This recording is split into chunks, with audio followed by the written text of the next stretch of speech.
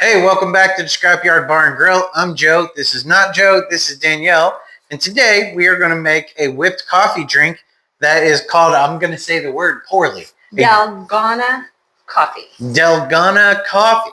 This is something fun. I really like to drink these. I haven't had one warm yet, though, but we're going to do them cold. We're going to do it cold again today. So we're going to do it. You can do it a bunch of different ways. There's all sorts of recipes, but basically it's an equal amount of a high quality instant coffee or espresso. This is ours of choice. We're not sponsored, remember.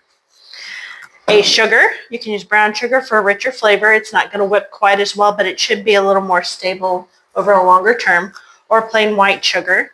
And then for your base, I'm going to have just plain milk, and we're going to make a spiked version for Joe here. So this is a chocolate brownie, which coffee and chocolate go really well together. It's from Piedmont Distillers, and it is Midnight Moon Shake. It's chocolate brownie. So it's quite good. It is. So you can make this with different flavorings, different creamers, different things as a base. So we're going to start with our empty blender container, and we're going to use 4 tablespoons of plain white sugar, an equal amount. So 4 tablespoons of our instant coffee. So 1, 2, 3, and I got that first couple of heapings, so we're going to go just a little bit scant on the 4th one. So most instant coffee is made by freeze drying coffee that is already brewed. So when you take this here, to make something like this, you would brew your coffee, make it into a liquid form, and then freeze dry that coffee.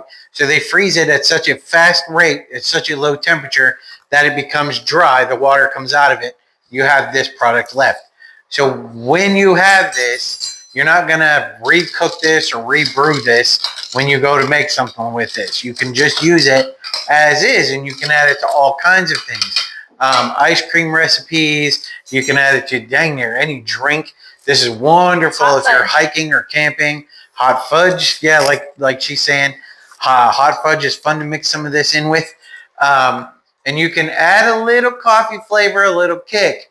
But I got to tell you, I recommend always buying a good brand of this. As everyone knows, you could go ahead. Well, sorry. That's okay. I will go on in a second.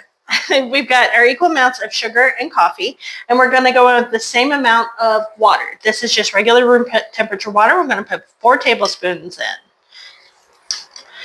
There are different ways that I've seen online to whip this up.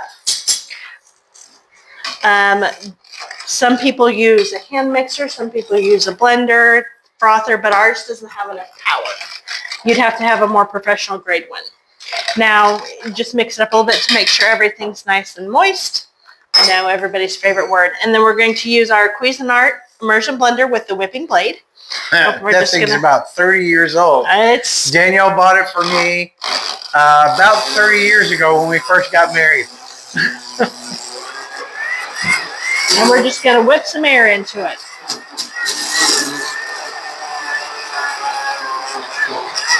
And it doesn't take long. It lightens up really quickly. Mm-hmm.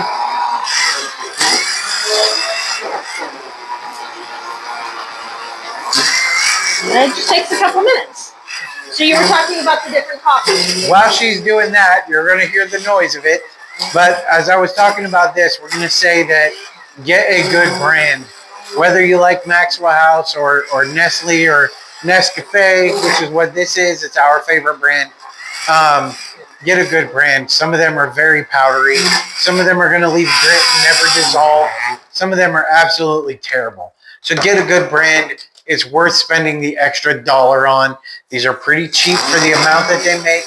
And if you get a good brand, you won't be disappointed in it.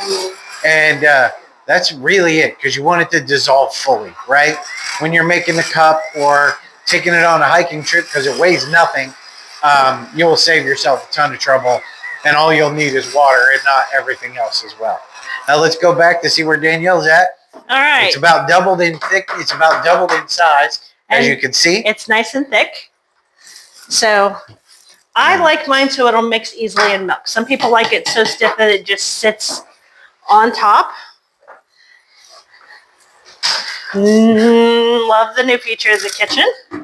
So we can go ahead and as you can see, we're upgrading our kitchen. We're in the middle of it, and we've got our stove, but we don't have it fully installed yet. We got the sink in, so we're doing good, and it's coming right along. So we got our coffee float on top.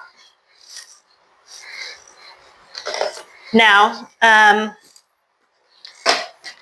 you can mix it in, but I like having it nice and on top, just like this. Let's have a sip.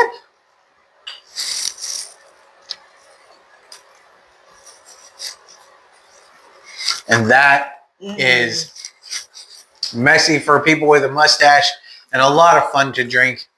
It tastes so good. It's nice and creamy and sweet. The milk and the coffee together, it's just like a really good cold latte. You can add ice into the milk. Oop. Yeah, you can also put in lots of different liqueurs. You can put in something like this. You need to stay under 70 proof though. You're not going to use whiskey. You can use scotch. You can use anything that's going to curdle the milk. You want to avoid. So use Bailey's, scotch, or something similar to this. You could put in Godiva. You could put in cream de mint. You could do some of the cream orange liquors. You could do. I wouldn't recommend getting too crazy with the flavors because you'll take away from the coffee. Other than that, it's an excellent drink, a Dalgona coffee, and mine has a little moonshine in it. And you guys have a great Thanksgiving holiday, and we'll see you later on. Don't forget to tip your servers.